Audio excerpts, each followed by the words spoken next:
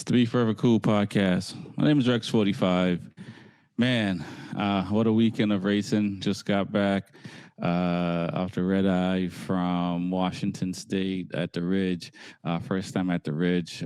Very interesting. Had a great time despite weather and everything. It was some great racing, some heart stoppers, some tears. Motorcycle racing brings out the best in people, and it was good to see it at the Ridge. So I'm very excited to talk about it. Also, we had MotoGP in Assen, craziness, Aprilia, craziness. People are testing suits, all type of fun to watch. Maybe not for some riders to be on bike at the time. Yamaha still struggling. We're gonna chop it up with the fellas in a little bit. Like I always like to thank the fans, the subscribers, the folks commenting, the folks coming up and asking me if I'm Rexy45. Shout out to Whiskey Plate. Appreciate you checking out the podcast and being a fan. I hope to see you at more events. So with that, I want to thank all y'all for that. And it's nice what we're doing here to Be Forever Cool podcast. And we're gonna have some more news to announce in the near future. Exciting things.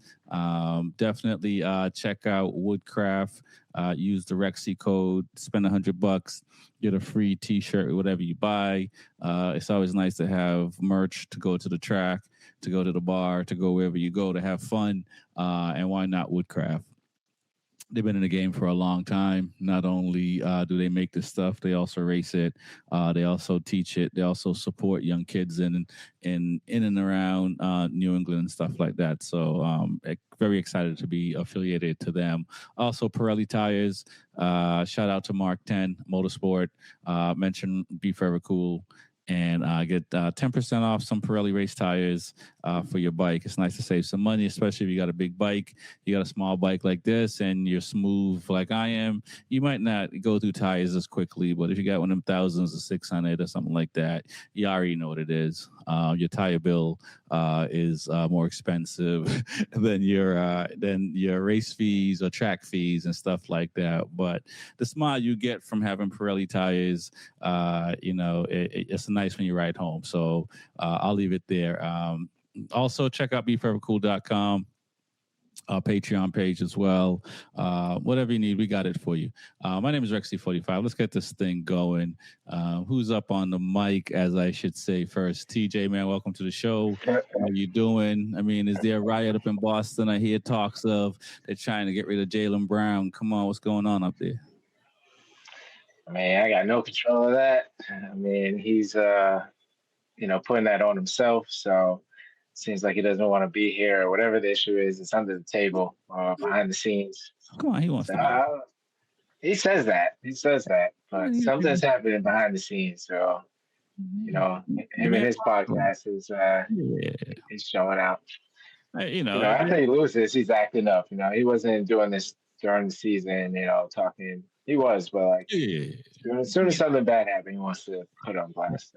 No, I think that in a space where the people with more money kind of get to set the narrative, and here's a guy that's he's pushing back. I mean, I think he was vice president of the Players Union and stuff like that. So he's been vocal. It's unfortunate that Boston did that. It's unfortunate, but sometimes when you're in positions, when you have a boss, you got to make decisions you probably wouldn't normally make. I'm not trying to give what's the GM up that Brad Stevenson the pass, but come on, man, don't break up a good thing, and right. They got a good thing, and if you can hold it together, and if you allow anything else, it's crazy. But it's not that kind of show, but it is interesting to see because I'm sure he's going to go somewhere else. So that is what it is. How's the weather up that way? It's going good. We're about to get this heat wave. I'm sure everyone's already experienced some heat, but it's going to be a hot one. So this weekend, I'm going to be on the track at Palmer with Cycle Smith, and the weekend with Radigan Foundation. So it's going to be a hot track weekend, but I'll be out there supporting and having fun at the same time. That's what's up. Looking forward to it. That's what's up. I can't wait to hear about it on the next show. Reese, man, welcome to the show, man. It's weird going to a race weekend for MotoAmerica, and I don't see you there. It feels like our percentage just dropped.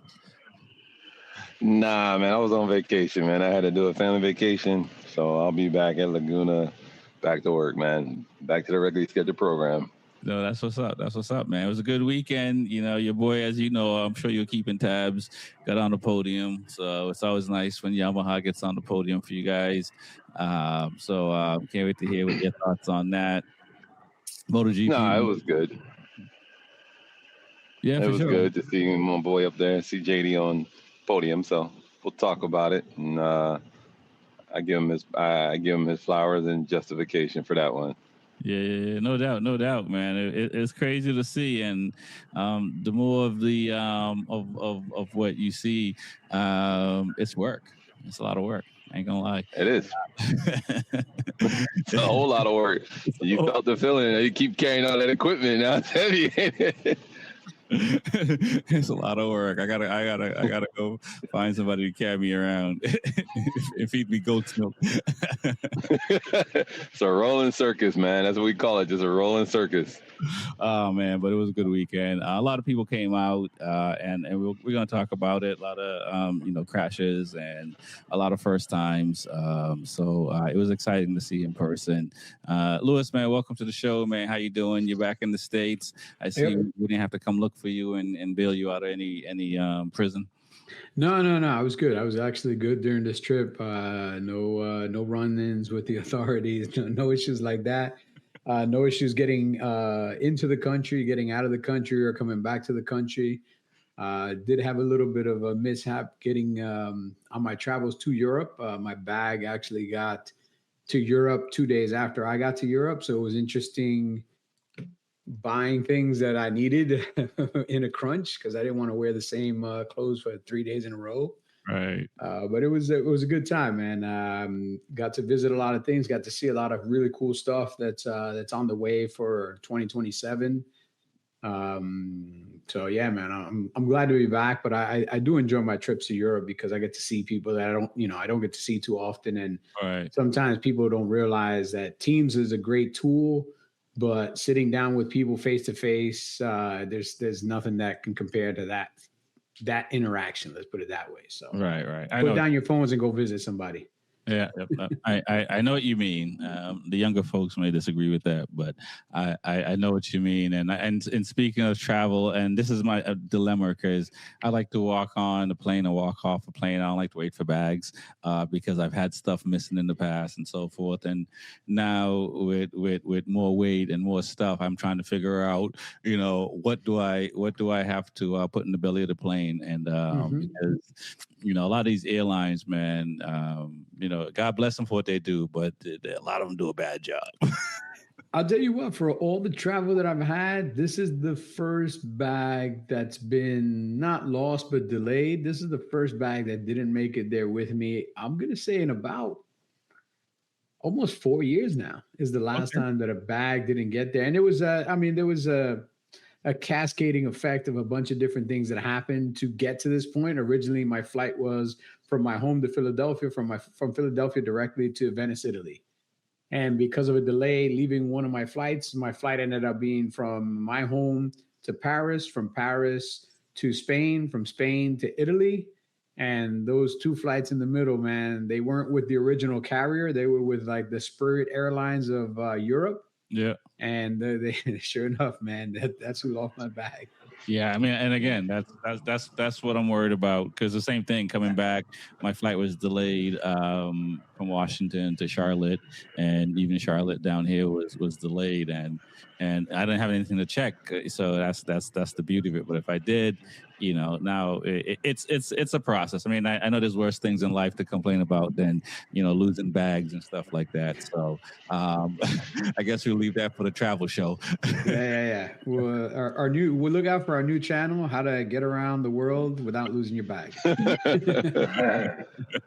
Exactly. Speaking of around the world, man, Ayagura, man. I mean, this guy is on fire. let's go around the horn and talk about what he's done.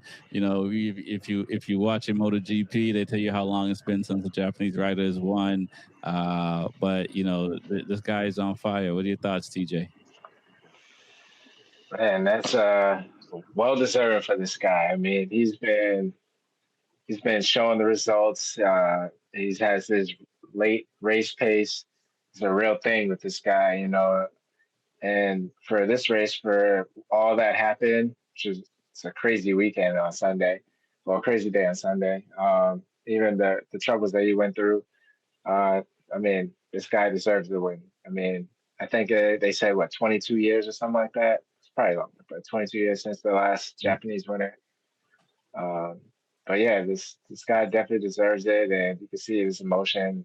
Still doesn't really express his emotion as much when he speaks, but he can show it, sure. So, but man, to have that satellite, Aprilia doing that, that's very impressive. Yeah, I mean, we're going to talk about even that some more what Aprilia did this weekend. Reese, what are your thoughts on Agura winning? We've been saying if he can start well, he's going to finish well, and we've said that about a lot of riders. Vinales, Digia, Furman, Acosta, but this is the one guy that's actually delivering on the goods. What are your thoughts, man? I mean, what Agora did, his race pace, his late race pace, is nothing short of impressive. I mean, you see that it was like he almost made a mistake and still had the pace to come back and still overtake. He didn't start great, and he still came up there to the front runners. So what he's doing is just impressive. He's showing that he is a future MotoGP winner. He might even be a MotoGP champion one day. We'll see how it goes. But, I mean, the path he's on is on the right path. And he's very humble. He's very quiet. So he's very matter of fact, bro. I mean, he's just kind of like, when they were asking him about, how many in the post press conference, how many riders, do you think can win? He was like, how many? And the reporter, was like 6 or 7. He's like, there you go, 6 or 7. He's not in the. He doesn't deal in the gray area. He's just facts, and that's it. I'm not going to think. I'm not. At one point, he was just like, I don't imagine these things. I just do them, which is crazy because some people get lost in the fantasy side of things and not really in the doing side. And he seems like he's more than level-headed. He is. He's very level-headed. And honestly, I always say, and he's one of the most coolest guys in the paddock. Like even Marquez said it. He was like, man. Like, did you have any kind of struggles? Because he came in and just the one time he just had like not even sweating. Like the one race he had, and it was like no sweat, no nothing. Like, dude, like, are you having any kind of problem? Like, it's like you have no kind of worries. He's like, whatever. Right. Yeah. That's. I agree. He's definitely not. We see it in some of these riders when the bike don't feel right or something don't feel right. You can hear the stress in their voice, in his voice. He just knows the solution is coming. Lewis, what are your thoughts, man, on Agura? What he did. Can he continue? He could definitely continue. I mean, he's got the bike underneath him to do it. Aprilia is proving itself to be the best bike on the grid right now. Not by a long margin, but by enough of a margin where all the riders that are on Aprilia are benefiting from what the Aprilia has put out on the track and the package that they put together. And everybody's benefiting from it. It's actually surprising that the factory Aprilia guys didn't benefit as much as the Trackhouse guys, because the Trackhouse guys went like 66 for 66 in points. Like both of them walked away with a ton of points this weekend, and they matched each other from what I understand. Like they took away 66 points as a team, which is crazy for a satellite team to win the sprint race, win the main race, and be on the podium for both races. Qualified well, which has always been one of his Achilles heels. Like he doesn't qualify very well, and this time he put it together, was able to qualify well. So it was just a great weekend for him. I mean, I've kind of had him as a little bit of a dark horse because I do feel that Aprilia is such a great package. But this weekend, they proved that they can put it on the box. And you know what? If I feel bad for anybody, it's Pedro Acosta, because he might rage quit motorcycle racing at this point because everybody has won before him. Yeah, he's just like, what do I have to do? I can't even keep this bike on for an entire race. And these guys just got here and they winning. I've been here. I'm better than them, but I'm just not on the package, man.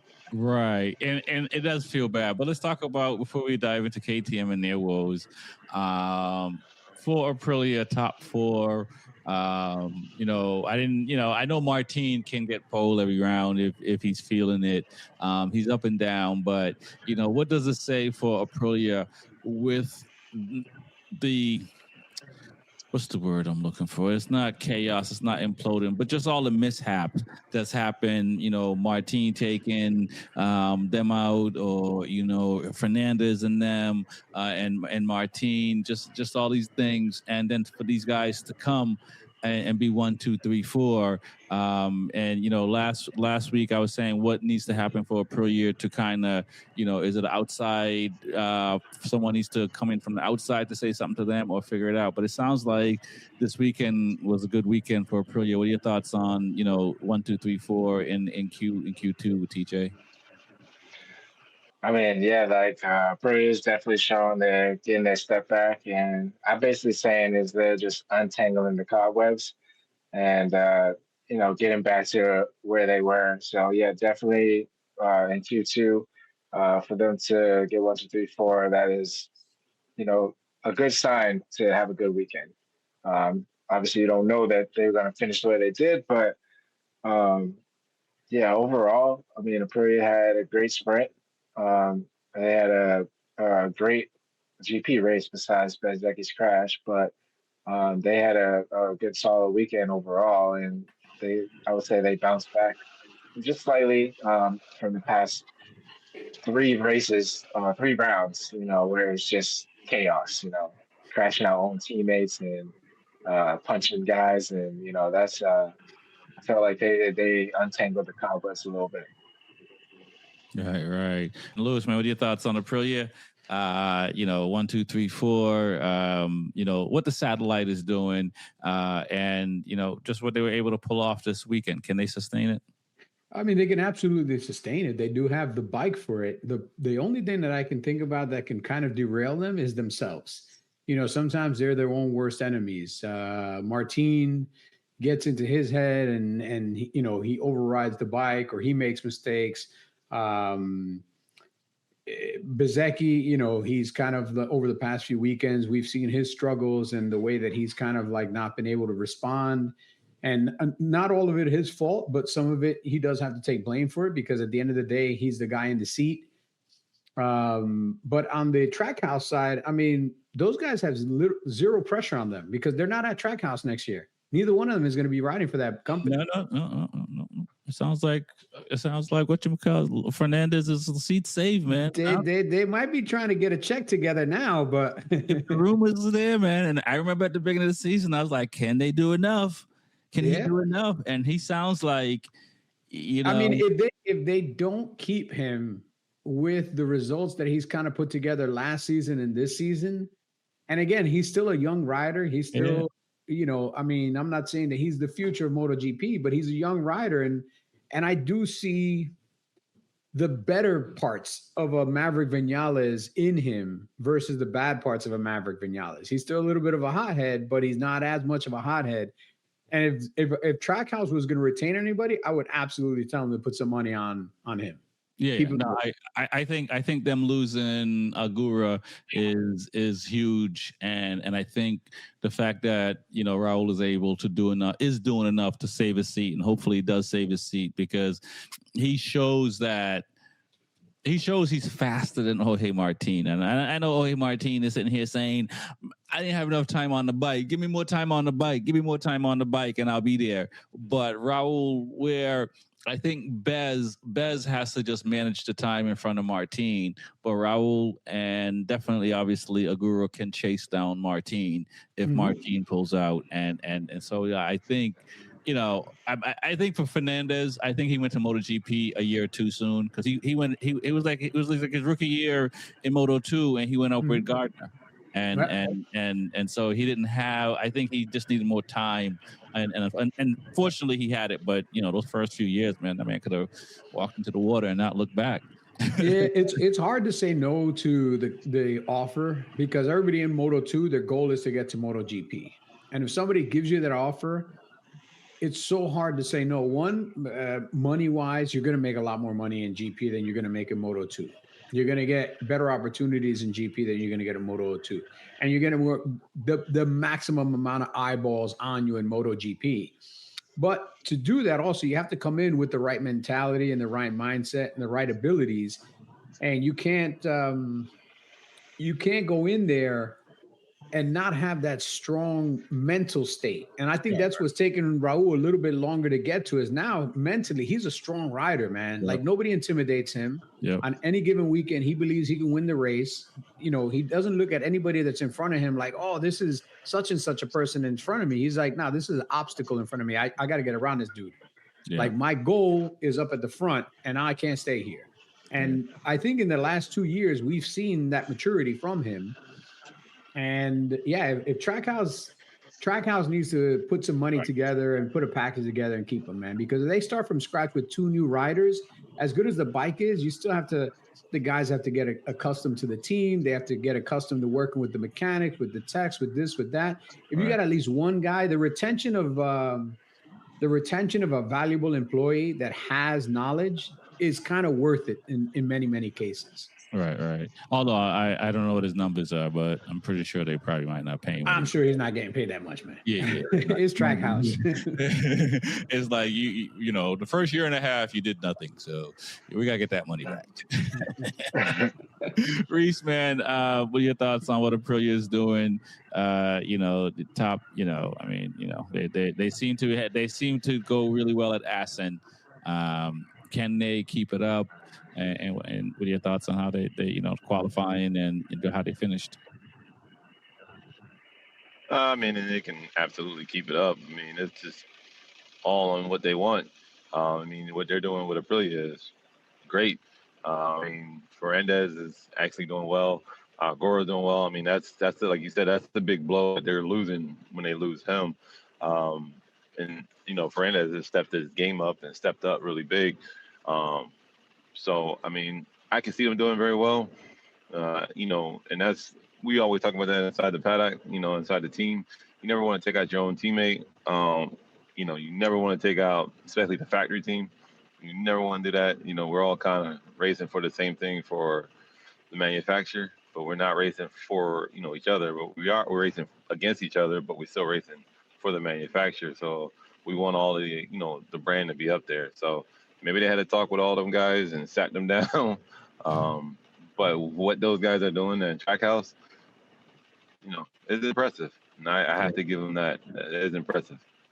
Yeah. Because you always want to beat the factory boys. Right. Yeah. The last time we saw something like that was Ducati's run just the other day. But before that, it's been a while that a manufacturer has been dominating at least top 4, top 5. What they've been able to pull off the end of last season and this season so far is miraculous. But let me say this, guys. Ducati look like they got something for them. We saw Bagnaia do something well. We saw Marquez do something well. We saw Didier do something well. Maybe not enough, but I think by the second half of the season, I feel like Ducati's going to be a lot closer to the Aprilias. What are your thoughts, TJ, on what the Ducatis were able to do this weekend in an era where we're saying Aprilia is the best bike? They were able to stay ahead of the Hondas and the Yamahas, so that's a good thing. But yeah, besides like what Pecco went through in the GP race, you see there, it just wasn't for them this weekend. Just to see like their best Marc Marquez struggle a little bit, being between like 5th and 7th and going back and forth with a few riders. But overall, Digi's holding them down. It was good to see Alex back out there. Alex actually performed pretty well. So they're still getting points. So they're not wasting the weekends away. So that's a good thing also. Because we're seeing Aprilia kind of waste some weekends away where they got no points across the board. Yeah. So like they're still getting points, and I feel like they'll figure it out. Yeah, I think Aprilia gave up at least 100 points, at least. And not counting Bezecchi's sprint crashes either. This is just the last four rounds. Yeah. They've given up a lot of points by not gaining any at all, really. Reese, what are your thoughts on Ducati, what they're doing? We finally starting to see the dominoes fall. Mark got a 2-year deal with Ducati, but it seems like Bagnaia was the fastest Ducati over the weekend. You think he's trying to say a little something in that? Or is it just Ducati all around, just getting that 26 bike sorted out? Could be a little bit of both. You're getting to do the 26 sorted out and getting it figured out, trying to help Pekka figure out this front end field that he's always been complaining about. Or it could be the same thing I said before. It's always when the guy doesn't have a contract or he leaves that team, he starts dominating or starts winning. And I'm like, where was this in the beginning of the season, or where was this at, during the season? Now that you don't have a contract, or you're leaving, now you want to show out. But I mean, it could be a little bit of both. It could be just one or the other. You never know. We don't know the inside scoops and stuff. But I mean, it's nice that Ducati did figure it out, and they're coming here with the Sachi ring. Mark saying that he should be at 100%, and he's going to push his hardest. That's one of his tracks. So I don't know. I mean, it's great to see it. It should be a battle up front now. So we'll see what happens here next coming around. Right. Lewis, man, somehow if Ducati was able to win the championship and it was Digia or Bagnaia, which are two guys that are leaving next year, is it a good win for Ducati? And also, what are your thoughts on where Ducati is right now in the championship? Yeah, win's a win. They won last year with Martina. He's not there anymore either. Oh, yeah. So if anything, it'd be or 2 years ago, if anything, it'd be what do you call it? A continuation of the streak that they're on. Somebody wins and then he leaves, and somebody wins and then he leaves. So if anything, they're consistent in their picking of riders and getting rid of riders.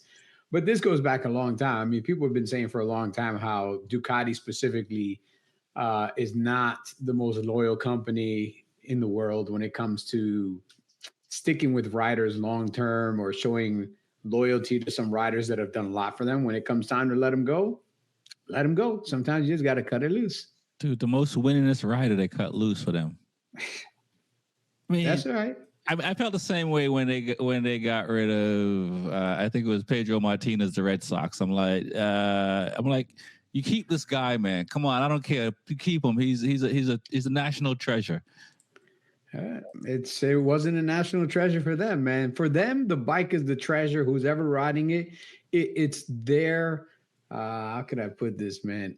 It's their honor to be able to ride this bike. It's not Ducati's honor to allow this person to get on their bike. Like it's an honor to fall on the sword. Yeah. It's an honor to fall on the sword. It's not an honor to pick the sword up.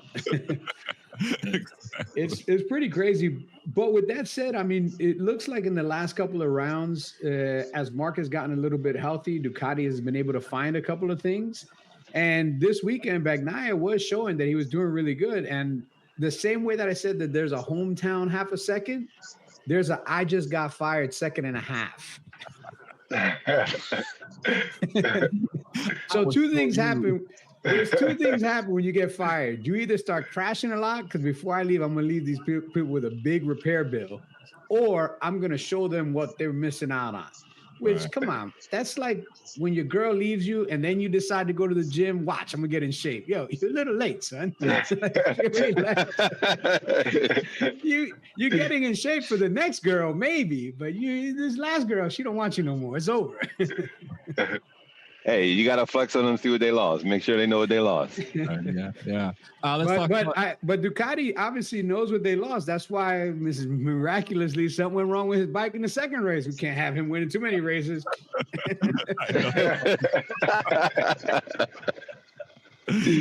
Yeah. I know. Listen, I know, which is it's we're not conspiracy theorists or trying to spread any, but it does look very unfamiliar.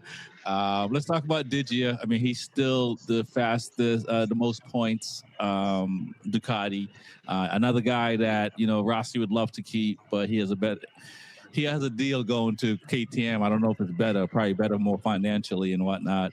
But what does it say? Where's a guy that is riding really well, staying with Ducati probably will give him a better chance to win a championship than KTM next year. What are your thoughts on how Digia did? He's still one of the fastest Ducati on the grid. Yes. Crazy thing is they don't really talk about Digi like that. We all kind of skip around him, jump on the other guys, Maury Martin and Pecco, but he's been holding his own as long as he stays relevant up in the top five. He has a chance to possibly be in one of the top three in the championship at the end of the year, possibly winning it. But his next decision, whatever he does, will be a good one. He's definitely a good rider to finish and all these races top five, and I just don't think he has the pace to stay up front. I don't know what it is. I know we talked about it last show, like what can they do to help him get a little boost. I don't know what can be done, but as long as he stays relevant where he is, just he'll get his time. Sure. Right. Reese, what are your thoughts, man? Looks like Reese might be frozen again. Oh, there you go. Reese, your thoughts on Digia, man? Does VR46 team do everything to try to get him to win the championship this year? I mean, you can try to get him to win the championship, but I mean, it's still a long shot. But I mean, he is leaving. Like you say, you don't know if he left for financial status or whatever. But at the end of the day, it probably is financial. There's more money in the pot. But leaving Ducati, one of the great bikes right now, yes, in this era of the 1000cc, this is one of the top bikes with Aprilia. Aprilia now I'm leading the way this year. But going into the 800 series era or 850 era, we have no idea what we're going into. We're all going into it blind. So you don't know who's going to come out on top and who's going to be better. As Lewis would say, somebody's still going to be a shit box. Right. But, chances are the people on top kind of stay on top, right? They kind of got it figured out. I got to imagine Ducati got something figured out. Lewis, what are your thoughts, man, on Digia? I think he's a good rider. I just don't see him. I see he has flashes of brilliance and then he kind of fades and has flashes of brilliance and kind of fades. Like, I just don't see him consistently doing this, and I don't see him consistently doing this for 20 rounds. If we get to like round 14 or 15 and he's still consistently in that range, that's great for him. I think that's again a good way to go out before he leaves the Ducati team. But I honestly, man, I don't see him doing this consistently. Like, there's no weekend that I line up and I'm like, oh, this is DG's weekend to win. Like that. I don't think I've ever put those words together in that order. Because he's not one of those guys that comes into the weekend with the swagger that he's going to win. Like, he comes into the weekend with the swagger that he'll probably get a third, second, fourth, fifth. Like, he'll be in the mix of the top 7, but he's not one of the guys that if you told me right now, pick the 3 guys that you think are going to win this race, he's never going to be on that list if you give me 7 names. And those names include Bagnaia, Bezzecchi, Martin, Marquez. Like, I think it's safe to say none of us have picked him as a sprint winner or a MotoGP winner when we've been picking this whole season so far. I can guarantee you, I don't think any of us have said that combination. None of us has said DG, Agura, and then Fernandez. that mix has never happened. No, maybe the 2 Aprilias, but not the. Maybe the Aprilias, but I never DG, dude. I think I picked Morbidelli once before him. Yeah. I think it was at Mugello. Yeah. Before we move on to MotoAmerica and talk about that, We got to touch on. I mean, let's touch on the crashes. Alex Marquez crashed. I mean, this guy here, talk about abuse. He's beating his body up, and he's still finding a way mentally to come back and still be one of the fast guys. Let's talk about Bez's crash. From listening to the press conference, it sounds like the Aprilia's behind other bikes. The front end gets a little bit light. That can't feel good. I had a Volkswagen that I put a big engine in. It was very light. After a certain mile speed, the front came up, and it's like, I don't know what's going to happen. What are your thoughts on those crashes? I would start with TJ. One, I gotta give it to Alex Marquez for obviously it's his job, but like coming back and being competitive, I guess that's in the Marquez family's blood. If you return, you don't return like a slouch. You gotta go out there. Obviously, you're supposed to go out there and give it all if you want to compete. But to see him go down again, I'm glad that he's okay, but just watching his brother, seeing him crash, you see his emotion. It's just like, damn, again. Yeah. I think that's why Marquez didn't go back out at the end. Yeah, and I don't know if obviously Marquez gives it his all, but it just wasn't his weekend either. But it's just to see that to happen and for him to just come back out and still do well in the GP race, it's like superhuman. But right, yeah. He's like, I made it to Q2. I ain't gonna go out. I'm still gonna finish top. What do you think? Yeah, fifth place. Yeah, it's crazy. Reese, man, what are your thoughts on the crashes? What Alex Marquez is doing? The mental toughness. I mean, like I say, being more part of the, for lack of a better word, the circus. And you hear these folks talk. I mean, I think in every sport, if you're competing and you're healthy, you ain't competing hard. So, what are your thoughts on these guys showing up? Both arms look like, he got the skin just peeled off and he's still putting on a suit. And I've gotten little, scratches here and there on the knuckles or on the knees. And that abrasion, I mean, I'm doing, club race in 8 laps. And that abrasion, I'm like, yo, man, I can't wait to get out of this suit. What are your thoughts on what he's able to do? I mean, what these guys are able to do, hurt, battered, bruised, I always say, they're held together by duct tape and glue, but what these guys do after they're beat up like that and still be able to put the bike in and be competitive, get on the bike and be competitive, is crazy because I'm looking at it like, I'm going to sit this one out today. The way some of these guys go down is crazy. Like, if you never knew what the definition of a ragdoll was, look at Bezecki's crash, and that's a ragdoll, at a high speed. So backwards, everybody's like, right, and people are like, "Oh, I had a crash." I'm like, "Yeah, I don't think you had a crash like this." And everybody say, "Oh yeah, the track is softer." Nah, it still hurts. It still hurts. So, but what these guys do is still be able to, hurt and put the suit on and put the visor down and do this kind of craziness. Yeah, it takes a level bit of screw loose. Yeah, no doubt, a little bit. Is a commercial coming out of this from Dainese, Lewis? Nah, man.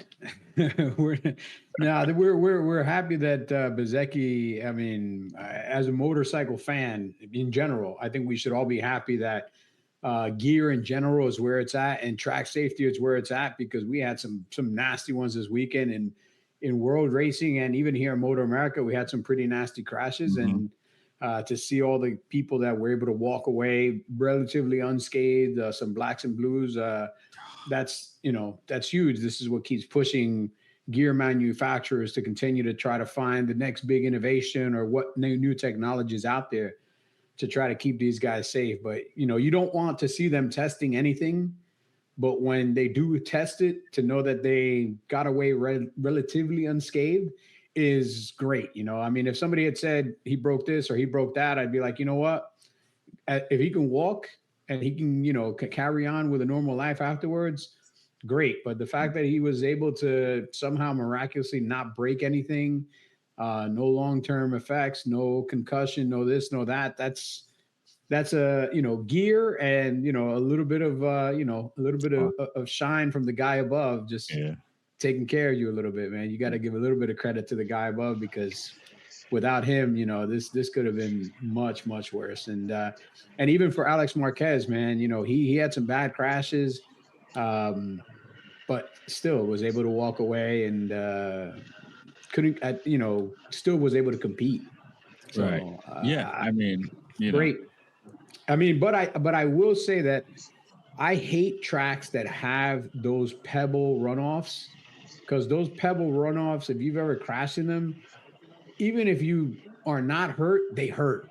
Yeah. Like those pebbles hitting you at 130 miles an hour, they hurt, man. They will leave you looking black and blue all over.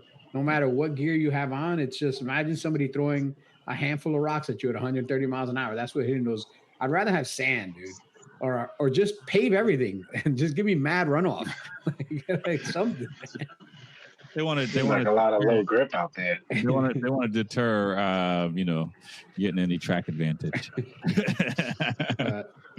Yeah, it was a scary weekend this weekend, and when all was said and done, seeing how many guys were able to walk away from these crashes, we've said it several times. The level of gear, the level of protection. I mean, there's no excuse for people to be out here racing or riding without airbags. There's no excuse for people to be racing and riding without like really good gear. I mean, it's out there. You just got to be willing to make the investment. And if you're going to buy suspension before you buy quality gear, you're doing this sport backwards, man. No, I agree. I definitely agree. I think it was Moto 3 that somebody got ran over and he popped up like a jack in the box and got back on the bike. I was like, no. Oh no. But then again, he's young bounces, man. You hit me with a Moto 3 bike, man. You better get the tow truck out there. I'm not getting up. Nope. Everything, investigation, everything.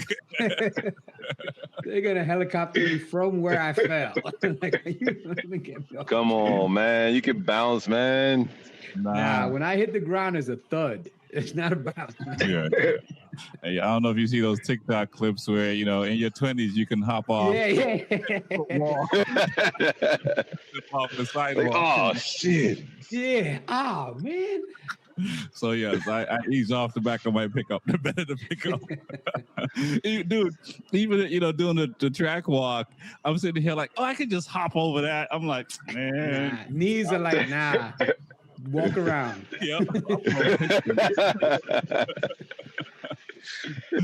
Oh man, speaking of MotoAmerica and being at the tracks, man. This weekend is crazy. We see Ducati and MotoGP doing well.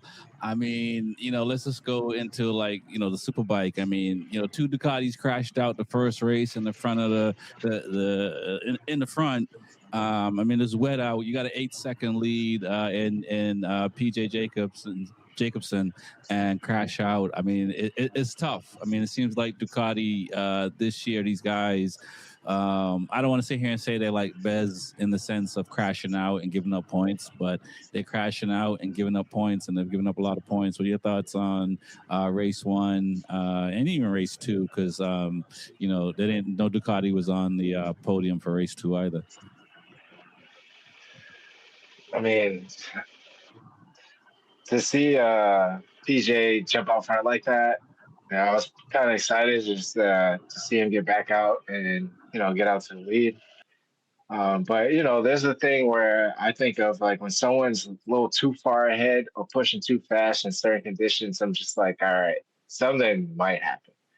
And it's just unfortunate that he didn't really see like his gap.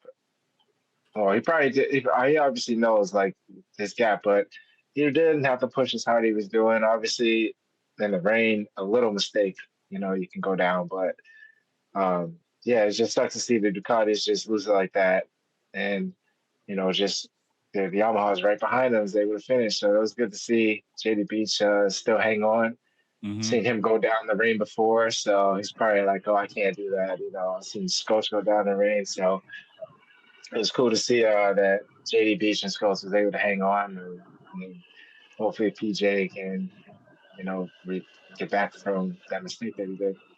The Sunday was a little drier, so that's also sucked that they couldn't pull it on Sunday. Definitely wanted to see that happen, but the BMW came out with the win. No doubt, no doubt. Reese, you weren't there, but I'm sure you were watching. You must have been, kicking rocks when you saw them out front. Then you're picking the rocks up after you saw the crash. What are your thoughts, man? And what is it like, when your guys out front like that, and and they make a mistake? What is it like if you guys seeing that, and how do you regroup afterwards? When he's out front like that, and you do know he has a significant gap, there comes a time where you're like, if you want to, and it's, depending on the lap situation, depending on where we're at in the race, are we 2/3? Depending on where it's at, you kind of want to tell them just to, hey, you can back down a little bit, go at a different pace. He needs to know. But sometimes it's kind of hard, because sometimes you don't want to take him out that groove. If you take him out that groove, that's when he's definitely going to mess up. Right. So, right. It's kind of like a give and take. That's when it comes down to the crew chief, call. Say, hey, he'll tell the pit board guy, hey, tell him to back down a little bit, just slow it down just a tad. It's like a big ball, upper management call. But sometimes you actually got to know that as a rider too. Hey, and a lot of times these guys, from doing the pit board for so many years, these guys ain't looking at the board. They're not even paying attention to it. They'll look at it like one lap and then another lap, and then like for the next 4, they don't even care about it no more. They're just gone. But it comes down and look at it, see what your gap is, and if your gap is significant, hey, let me slow down. Manage this gap. Let me just manage it and keep it here. That's just a lack of focus, or took your eye off the ball real quick, and split second in the rain, you're going down. Right. It was wild to see. Louis, what are your thoughts, man, on Ducati, on PJ and Cam crashing out, Killer Cam? Ducati should be doing better. Remember, the newer bikes, and we've mentioned this before, the newer bikes, they're still getting data on the Dunlop tires, because all the data they collected has been on the Pirelli tires. When they tested the bike and they rode the bike in Europe, they were on Pirelli. So they're trying to take information and kind of transfer it over to the US and make it work with Dunlop tires. So that's one thing that's kind of maybe hurting the new Ducatis in the class. Because if you look at Cam P, he's on the old Ducati. That's the bike that they bought from Warhorse, that Warhorse raced last year with Josh Herron. So they have a ton of data on that, with that bike and on the tires and everything else. And when they sold them the bike, they sold them everything they had, so that they can kind of pick up the ball and run with it. So Wrench is a little bit further ahead than I feel the current Ducatis. The new Ducatis, they're still learning these bikes. They're still getting them tweaked to work with Dunlop.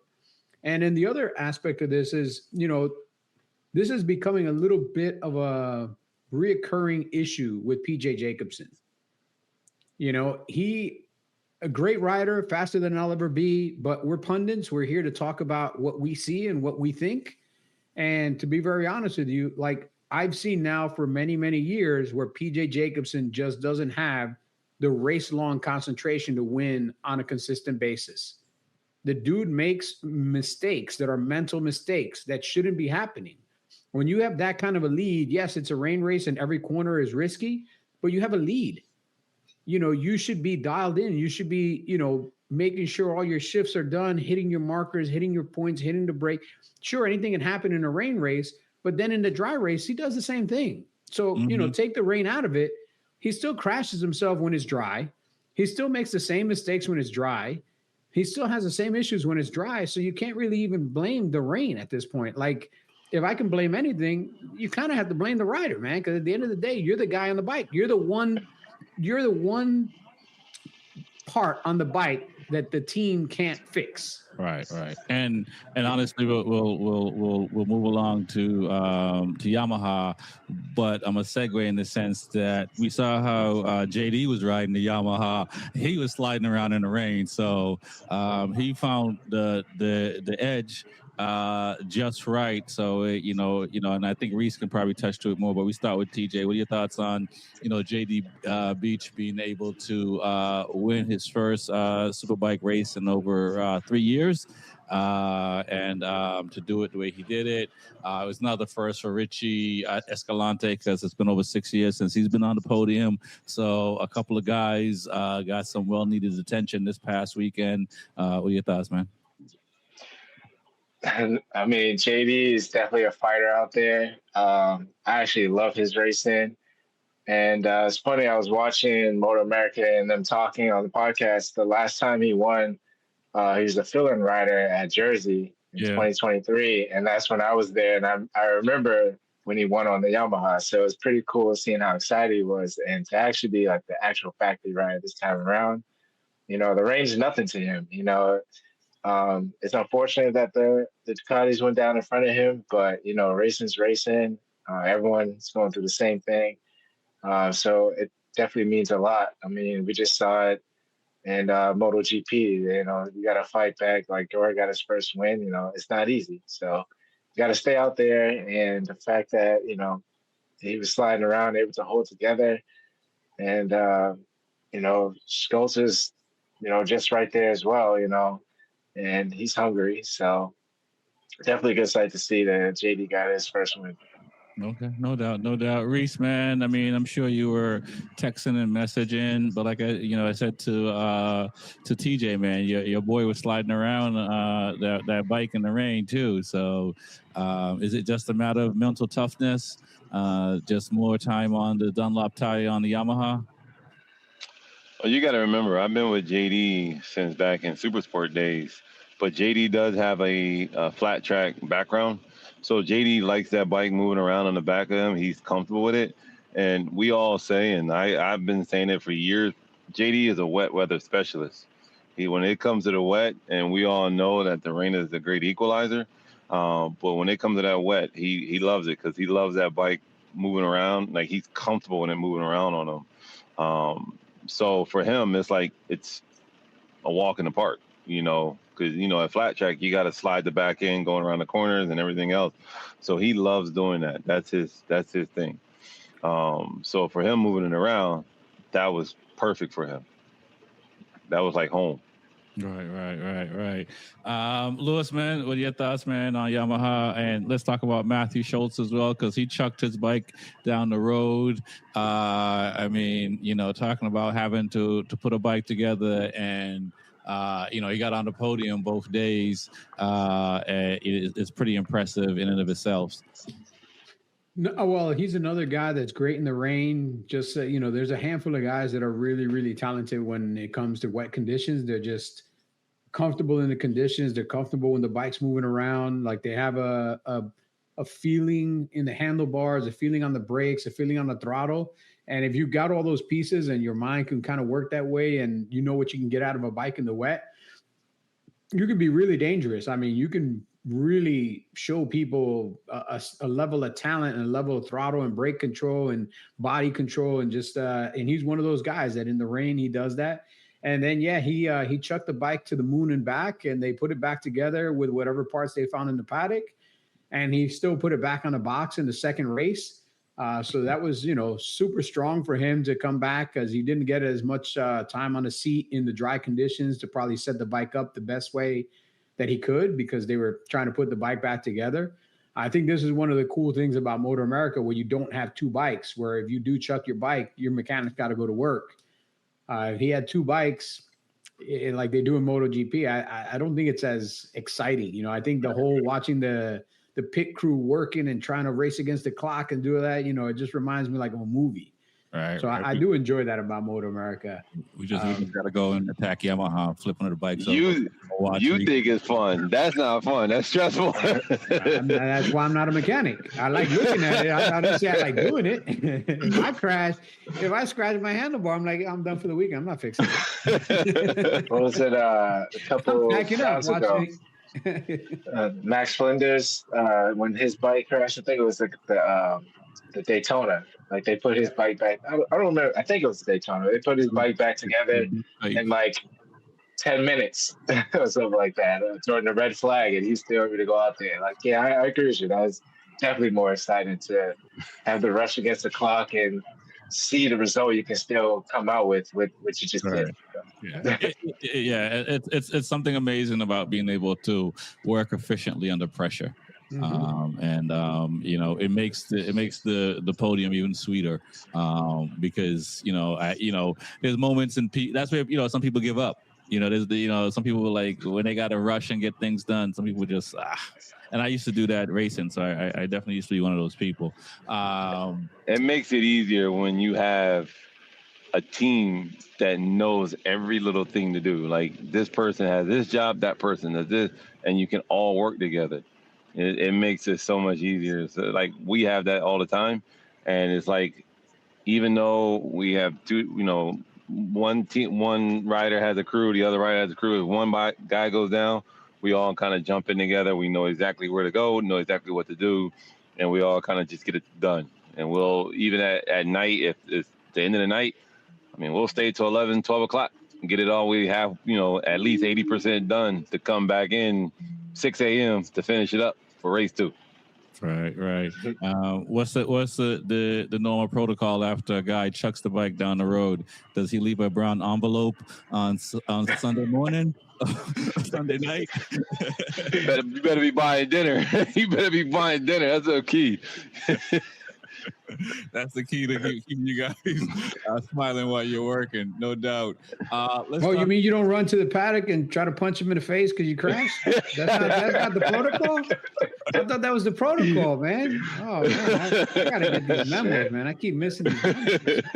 That might be car racing, man. That might be car racing. I ain't going to say car racing. Let's talk about that pass that Sean Dillon Kelly did on Schultz in race 2. Run the guy wide, but Schultz was a gentleman and allowed himself to go wide, so they both stayed up. Is this good for the sport when you see these guys going for the win, or it was a little bit too much, take the second place and not push the guy off the track, or maybe they both go down and nobody gets to check out of two of them? What are your thoughts, TJ? Sean Dillon Kelly's been on one. He's definitely trying to get that orange cat to the top, but that pass for him was pretty normal. If you see just lap before, he did that on Bobby Fong or a couple other guys, JD Beecher, I forget the pattern, but like just lap after lap, he was just hitting everybody in that corner.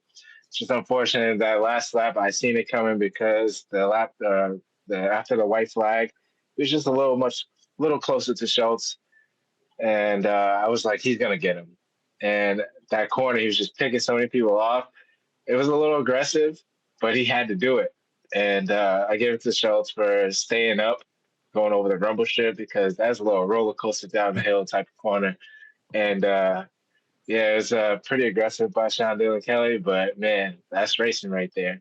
Right. What are your thoughts, Reese? Schultz did say if it was him, he would have done the same thing. So from a rider, he's saying that's just normal. Technically, yeah, it's just normal. Even myself, coming from sports and coming from basketball, we may be friends off the court and everything else of the season, but when we're on the court, I'm trying to kill you. I don't care. Like, it is what it is. The same thing here. It's these guys are racing for checks. They're racing for money. They're racing for a championship. Like Lewis said, that bonus money is really good. And, it's nice. You got your sponsor money. You got everything. So at the end of the day, I got to put food on my table, take care of my family. So yeah, they're trying to race. The pass was hard, but it wasn't where it was, a nasty pass. Right. Like TJ said, he's already did that same pass. He was owning that waterfall, the waterfall turn. He did it on JD. He did it on Bobby, and it was still clean. It was aggressive, but it was a clean pass. It was a clean pass because if Matt came in any tighter, he's going to take both of them out. Now both of them get no points. Now both of them are out of the championship hunt. Not out of the championship hunt, but they're losing maximum points of 25. Now, let me ask this. If Sean was a slower rider and did the same thing, would you think that would have been unfair at that point? Because, he was the stronger rider. Yeah, if he was a slower rider, then it would have been unfair because now you're just trying to bounce off the guy to get him out the way.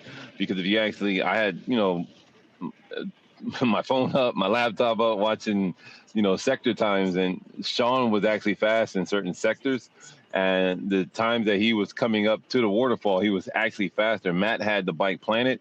Like if you watch it coming around the corner, Matt was planted and he would get it, but Sean was still had a faster time. So it was perfect for Sean. It was set up perfectly for him. Now, like you said, if he was slower and slower sector times, then yeah, now we got a different issue. But his times he was quick. Right. Lewis, man, what are your thoughts on that? And also, could the BMW pull one off this year? I guess they did pull one off last year, so can they do it again? Well, on the pass, I think that was a perfectly clean pass because you look at the replay, like he actually didn't make contact with Schultz at all. Right. Like Schultz ran wide, saw he was there, saw that, he lost the line and he gave it up. And as he should, if he had leaned back in, he would have collected both of them. And he had lost the line. He had lost the line. Sean beat him to the corner. Even though it was tight, it was clean. And again, Matthew Schultz has done that to other people plenty of times where he's made contact and actually pushed the people out. So he's the last person in the world that can complain about somebody passing him rough or his feeling that he's getting passed rough. Because if anything, we could show this video to PJ Jacobson and say, hey, PJ, does this pass on Matt look clean? And he'd be like, it actually looks too clean. He should have hit him. Because I got plenty of paint on my leathers from last year that came from Matt, and he never came to apologize. Instead, he taunted me at the media booth afterwards, telling me, like taunting me that because he passed me so hard. So it's a clean pass, and I think there's, I'm glad that MotoAmerica, let him ride, man.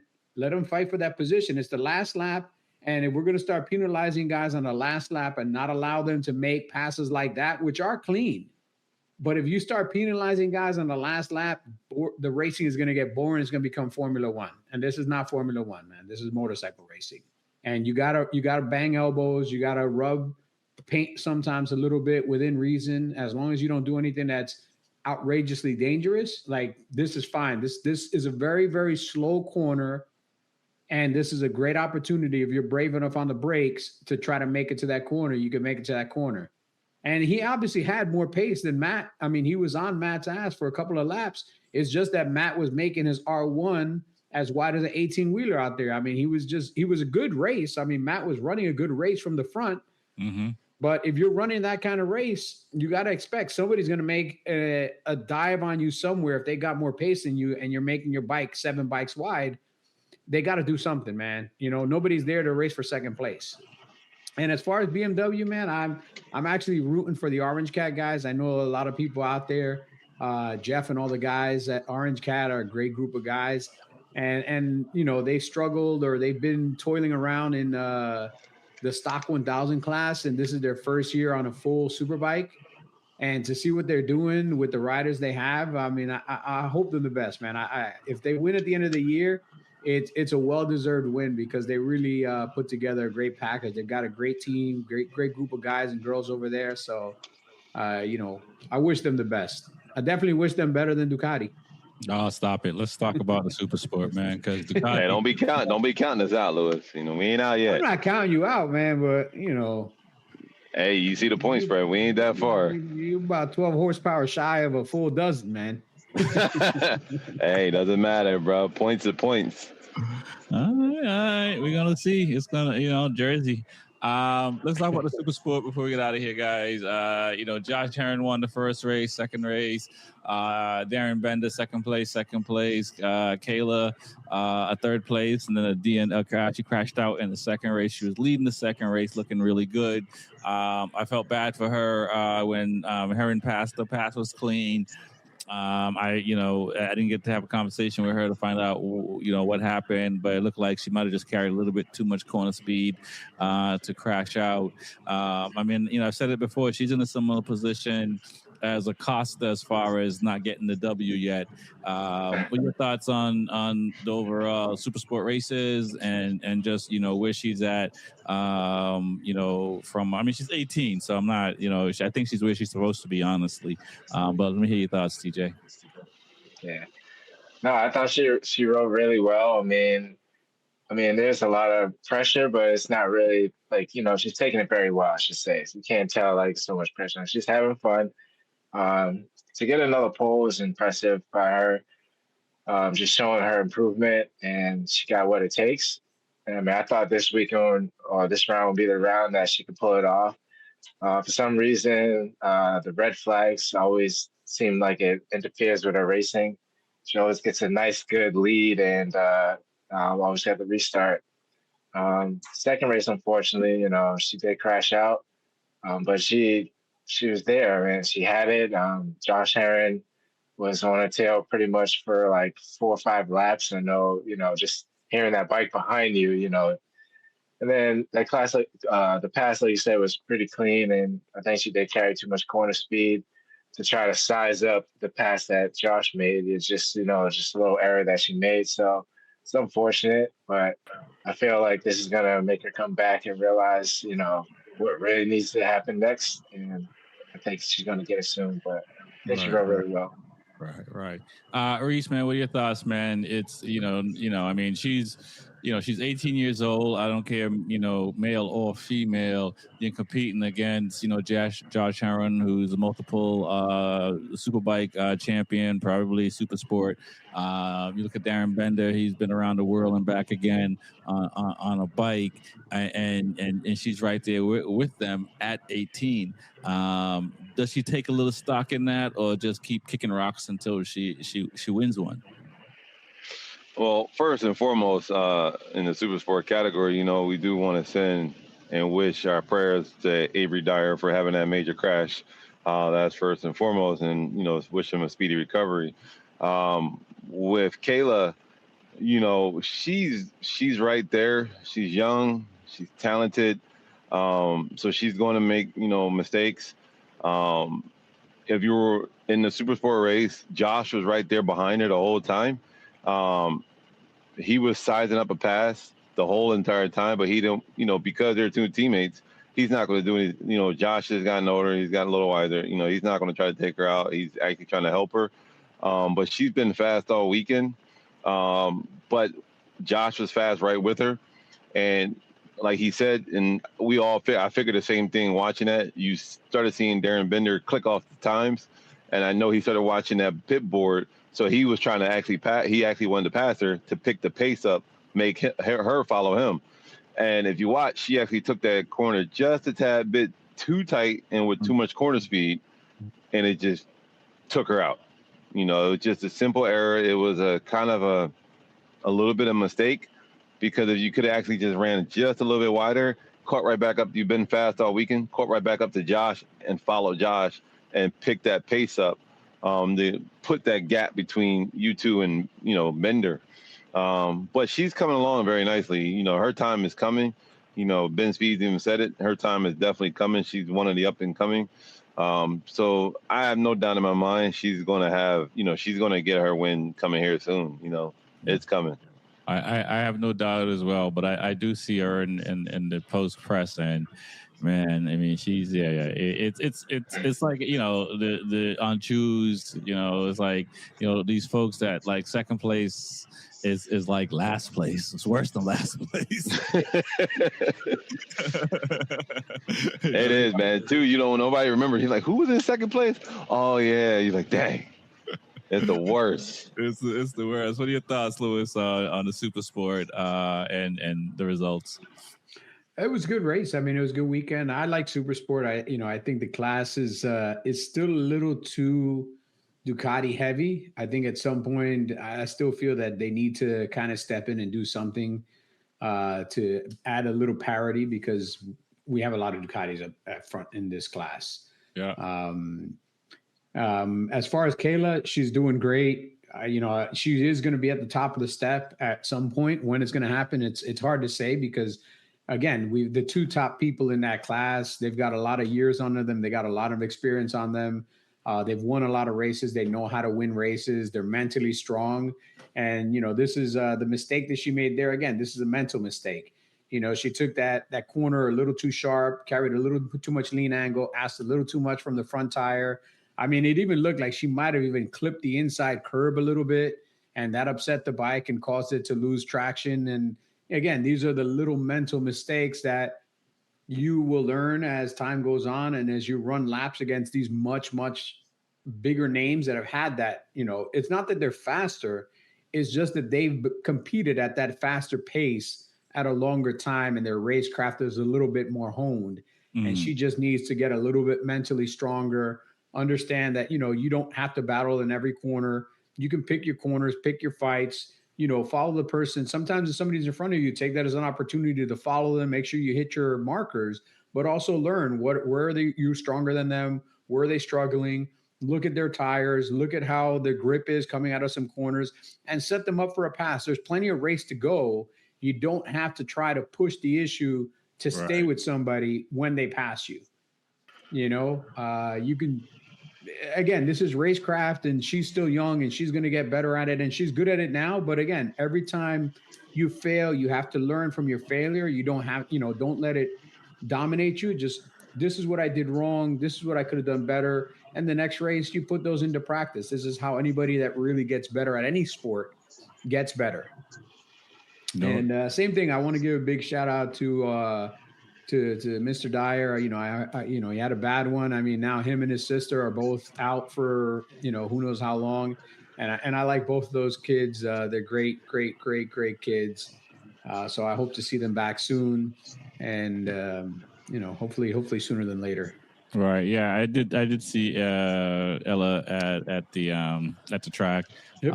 At least she's coming out and stuff like that, which is great to see. Likewise, speedy recovery. It's never fun going down. It's never fun being out. I mean, that's the other side of the racing. That it's never fun. And so we can't wait to see them. And the MV's looking good. Joseph Lamandry stepped in for Ella.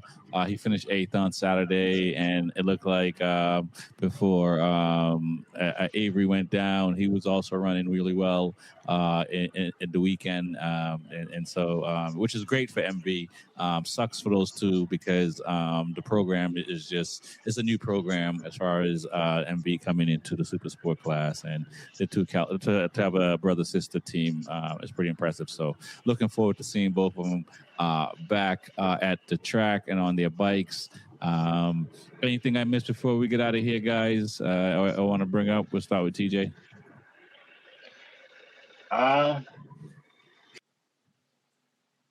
This second, but I'm just waiting for the next round. MotoGP is going to be interesting. I can't wait to see what's going to happen before the summer break. I said MotoAmerica was definitely a good weekend to see. Hopefully, Kayla can pull it off. Get a win the next round, and she's gotten 3 poles already this season. I must say, though, in MotoGP, it was cool to see Iragora have his bike raced through the center for first place, and he hit the button for fireworks. So that was pretty cool. So. All right, there you go. How about yourself, Reese? Anything you want to get off your chest? No, I mean, that's it. Now we just need to know what that point spread is. Since y'all got DNFs. Is that right? Let's see where we at. I think round 10. Man, there's DNFs out there. It's a tough life. Hey, I was here on Monday. How come I get to choose on Monday? What was that, Wednesday? I'm about to text you my picks next time. Well, that's what Reese did.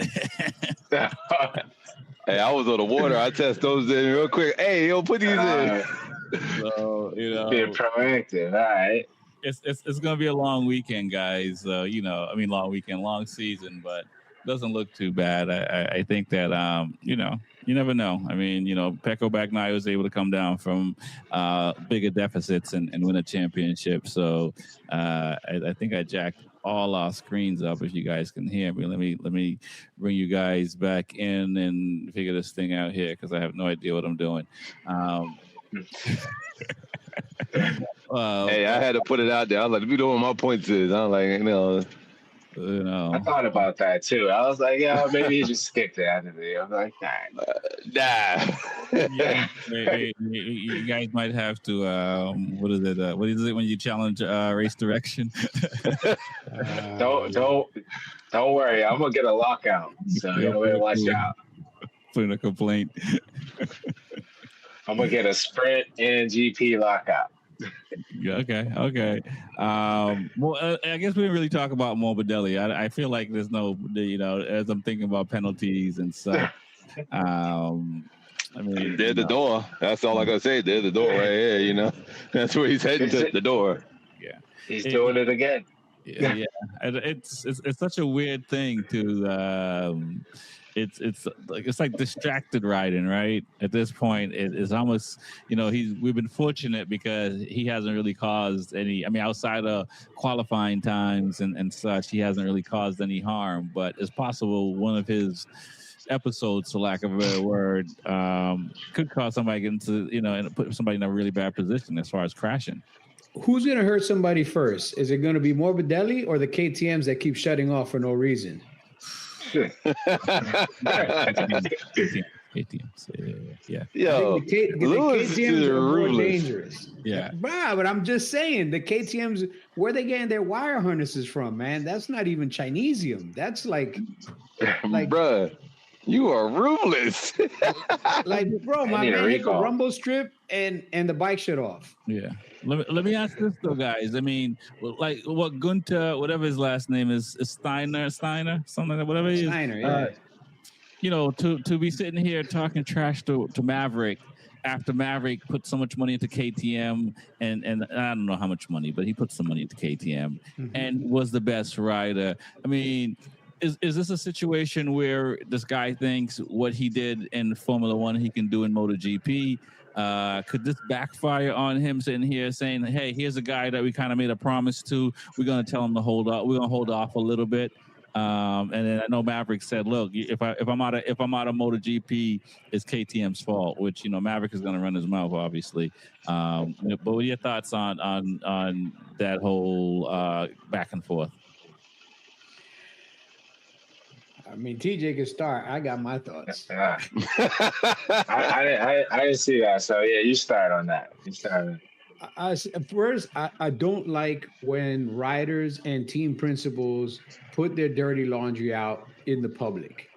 Like, these are conversations that they need to keep behind closed doors because it makes both of them look petty. It makes both of them look bad.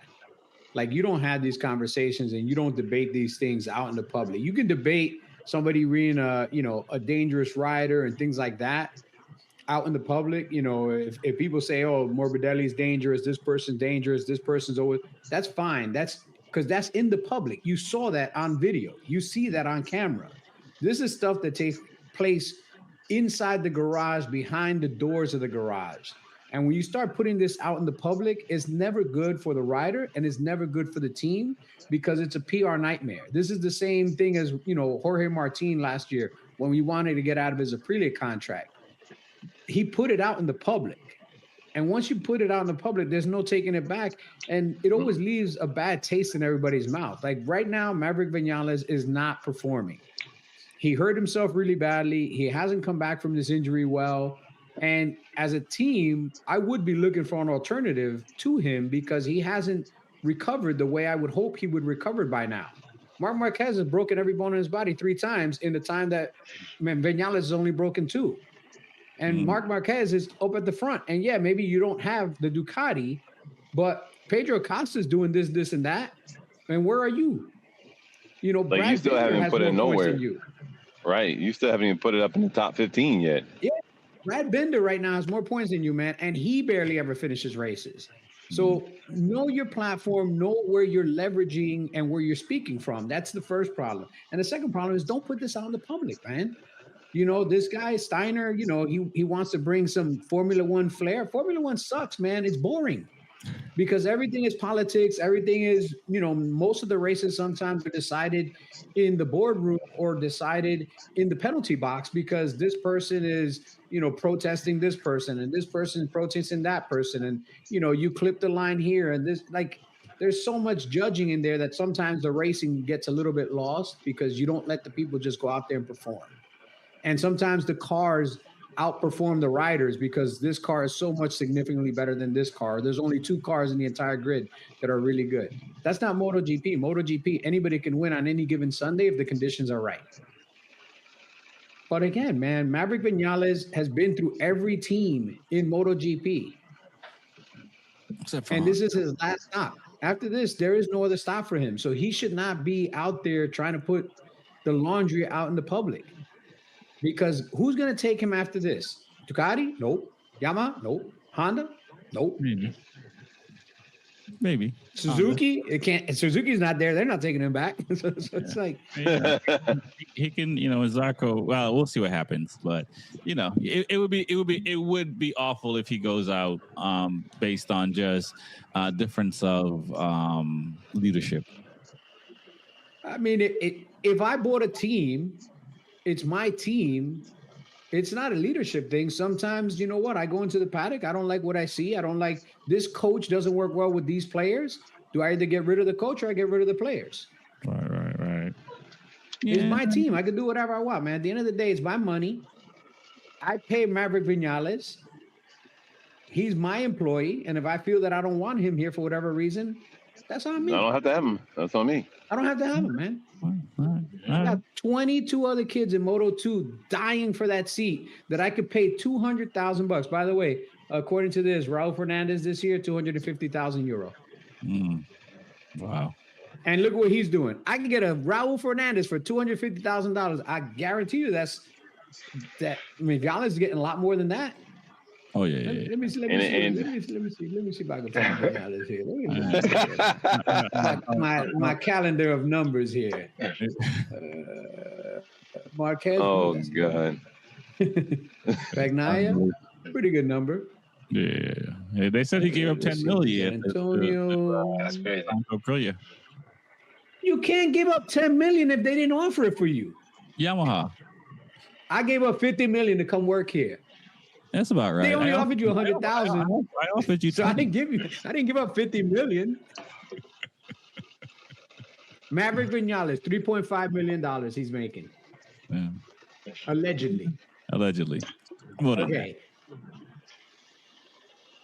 I'm talking just salary before. Yeah. No, and they're doing nothing. And they're doing absolutely nothing. $3.5 million to sit at home. He's teleworking, man. He might as well be on a Teams meeting all day because he's definitely not riding. They're working out. No, I hear you. Give me $3 million to go to the gym. I'll be ripped next week. I'll say this. You're absolutely right. It should have stayed in house and not been out to the public because it does. It's you know, I think we see it in the NFL and entertainment and NBA that we know these people's salary and stuff like that, and people have remarks based on it and not realizing how much these people pay on taxes, and if they play in every state they play in, they got to pay taxing and stuff like that. All that stuff I think should be kept more like MotoGP in this sense, because it's harder to get those numbers. I don't know where you got those numbers from, but somebody might be knocking at your door at 3 a.m, Louis. That's okay, man. We're out here, we're allowed to protect our homes. No doubt. We out here. So, all right, guys. My name is Rex25. It's the Be Forever Cool podcast. I want to thank TJ with Two Wheels and Coffee, Reeds from Attack Yamaha, the real Luis Ortega, the numbers guy. Peace. Peace. Peace.